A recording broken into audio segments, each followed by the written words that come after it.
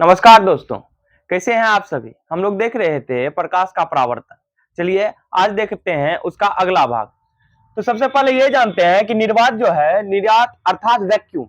Vacuum में क्या होती है, प्रकाश की चाल 3 लाख किलोमीटर प्रति सेकेंड है या फिर 3 × 10⁸ मीटर प्रति सेकेंड होता है।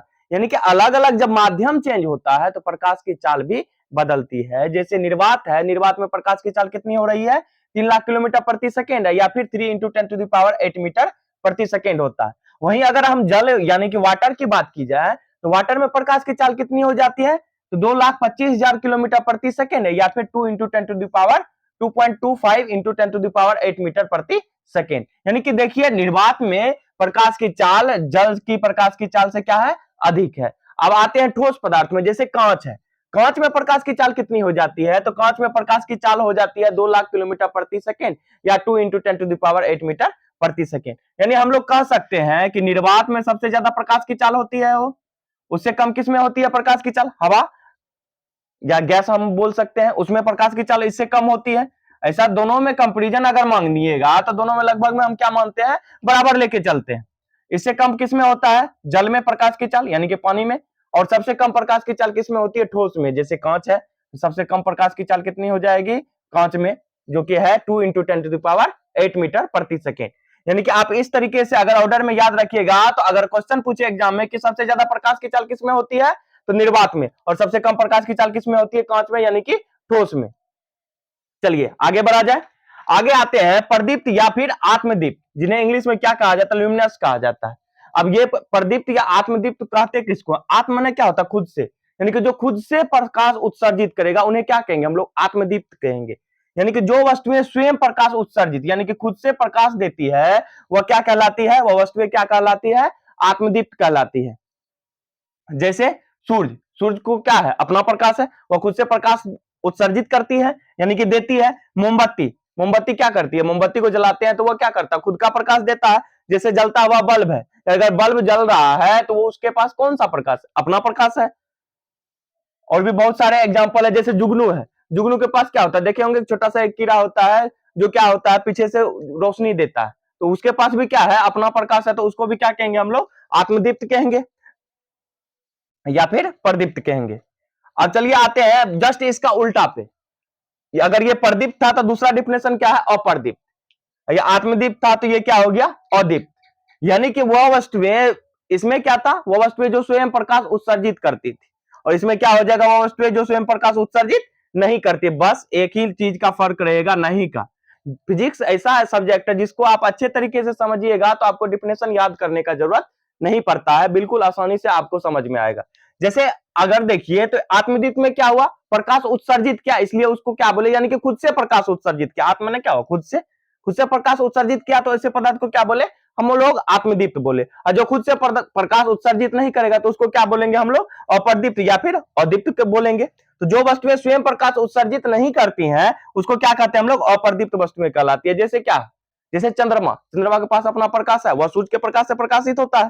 तो सबसे अच्छा एग्जाम्पल क्या है हमारा, चंद्रमा है। और क्या है, पत्थर है, कॉपी है, टेबल है, अब ये बोर्ड है, ये इन सारे चीजों क्या होता है, खुद का प्रकाश है नहीं है, ये अपने प्रकाश से, ये प्रदीप्त वस्तुओं के प्रकाश में ये दिखती हैं। अप्रदीप्त वस्तुएं हमेशा कैसे दिखती हैं, जब तक प्रदीप्त वस्तुएं से प्रकाश निकल के इसमें पहुंचती है तभी जाके वस्तु दिखती है। जैसे अभी कमरा में क्या बल्ब जल रहा है तो वो क्या है, प्रदीप्त वस्तु है। और प्रदीप्त वस्तुओं में हम अप्रदीप्त वस्तुओं को, प्रदीप्त वस्तुओं के प्रकाश में अप्रदीप्त वस्तुओं को आराम से आसानी से देख सकते हैं।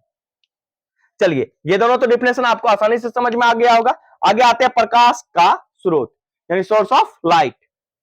यानी कि वह वस्तु जहां से प्रकाश निकलती है, यानी कि जैसे सोर्स है, मान लीजिए कि एक मोमबत्ती है, मोमबत्ती से क्या हो रहा है, प्रकाश उत्सर्जित हो रहा है, प्रकाश क्या हो रहा है, उत्सर्जित हो रहा है। तो कह रहा है कि वह वस्तु जो यहां से प्रकाश निकलती है यानी कि उत्सर्जित होती है, तो उसे हम क्या कहते हैं, प्रकाश का, तो ये क्या कहलाया, प्रकाश का स्रोत कहलाया। जो मोमबत्ती है जहां से प्रकाश उत्सर्जित होती है वह क्या कहलाती है, प्रकाश का स्रोत कहलाती है। जैसे जलता हुआ बल्ब है, जलती हुई मोमबत्ती है, ये सारा चीज एग्जाम्पल क्या हो जाएगा, प्रकाश के स्रोत कहलाएंगे। क्यों कहलाएंगे, क्योंकि इनसे प्रकाश निकलता है और निकल के फैलता है। तो चलिए आगे देखा जाए, इसको मिटाते हैं फिर आगे देखते हैं। प्रकाशीय माध्यम, जिन्हें इंग्लिश में क्या कहा जाता है, ऑप्टिकल मीडियम कहा जाता है। तो यह क्या है, यह एक ऐसा माध्यम है जहां से प्रकाश की किरणें क्या होती है, निकलकर नेत्र तक पहुंचती है, यानी हमारी आंखों तक पहुंचती है। अब देखिए अभी हमारे आसपास कुछ मौजूद नहीं है, मगर क्या है, हवा मौजूद है। तो हवा क्या है, एक तरीके से माध्यम है जहां से प्रकाश का जो स्रोत है, यानी कि जो लाइट बल्ब जल रहा है, उसे प्रकाश की किरणें निकल के कहां पहुंच रही है, हमारी आंखों तक पहुंच रही है। तो उसे ही क्या कहते हैं हम लोग, प्रकाशीय माध्यम कहते हैं। था ना बिल्कुल आसान। यह एक ऐसा माध्यम है जहां से प्रकाश की किरणें क्या होती है, निकलकर हमारे नेत्र यानी कि हमारी जो आंख होती है वहां तक पहुंचती है, उसको क्या कहते हैं हम लोग, प्रकाशीय माध्यम कहते हैं। जैसे हवा, अभी बताएं आप लोगों को कि हवा क्या होता है, हवा एक माध्यम होता है जहां से किरणें क्या होती है, निकल के हमारी आंख तक पहुंच रही है। तो यहाँ पर कुछ नहीं है तो मतलब क्या, फिर भी क्या है, हवा है। पानी भी बहुत अच्छा माध्यम होता है, अगर पानी साफ हो तो वहां पे भी आपको अपना चेहरा आसानी से दिख जाएगा। वहां से किरणें निकल के क्या होंगी, हमारी आंखों तक पहुंचेंगी। कांच है, अगर साफ हो तो। चलिए, अप्रकाशीय माध्यम जो होता है वह दो प्रकार का होता है, कौन कौन, तो समांगी माध्यम और विषमांगी माध्यम। समांगी माध्यम को क्या कहते हैं, हेमोजीनियस मीडियम कहते हैं, और विषमांगी माध्यम को क्या कहते हैं हम लोग, हेट्रोजीनियस मीडियम कहते हैं। देखिए समांगी नाम से ही देखिए, सम माने क्या होता है, समान, और विषमांगी माने क्या होता है, विषम माने क्या होता है, जो वहां पे समान ना हो, असमान। तो समांगी माध्यम में क्या हो जाएगा, वह माध्यम जिसमें प्रकाश का गुण क्या रहेगा, सभी जगह समान रूप से विद्यमान रहेगा, उसको क्या कहेंगे हम लोग, समांगी माध्यम। देखिए आप लोग देखिएगा, तो जो डिफिनेशन रहता है ना, उसका जो मेन चीज रहता है वो यही है, इसी में आपका पूरा का पूरा डिफिनेशन छुपा हुआ है। समांगी यानी कि सम जोड़ अंगी, यानी कि जहां पे क्या रहे, सभी जगह बिंदुओं पे या सभी जगह पे क्या रहे, समान रहे, प्रकाश का गुण सभी जगह समान रूप से रहे, तो उसको क्या कहेंगे हम लोग, समांगी कहेंगे। तो वह माध्यम जिसमें प्रकाश का गुण क्या रहेगा, सभी जगह पे समान रूप से विद्यमान रहेगा, उसको क्या कहेंगे हम लोग, समांगी माध्यम कहेंगे। और विषमांगी किसको कहेंगे, वह माध्यम जिसमें जिसके विभिन्न बिंदुओं पे यानी कि अलग अलग बिंदुओं पे माध्यम के गुण क्या होंगे, परिवर्तित होंगे, उसको क्या कहेंगे हम लोग, विषमांगी माध्यम कहेंगे। फॉर एग्जांपल समांगी माध्यम का हम लोग ले तो जैसे हवा, हवा के अलग अलग जगह पे क्या होगा, अगर हवा पूरा क्या है, टेम्परेचर एक नॉर्मल टेम्परेचर है, तो वहां पे क्या होगा, अलग अलग जगह पे अलग अलग गुण होगा, प्रकाश का नहीं होगा, सभी जगह समान रूप से विद्यमान रहेगा। अगर हम विषमांगी का हम एग्जांपल लेते हैं, इसका भी एग्जांपल हम हवा लेते हैं, मगर गर्म और ठंडी हवा का मिक्सचर, गर्म और ठंडी हवा के मिक्सचर में क्या होता है, अलग अलग बिंदुओं पे हवा क्या हो जाती है, हवा अलग अलग होती है, जिस कारण से इसमें प्रकाश का गुण अलग अलग बिंदुओं पे अलग अलग हो जाता है। जिसका सबसे अच्छा एग्जाम्पल है मिराज, जिसे मिरिक तृष्णा भी बोलते हैं या मिरिक मिर्चिका भी बोलते हैं। ये गर्म क्षेत्रों में ज्यादातर देखने को मिलता है।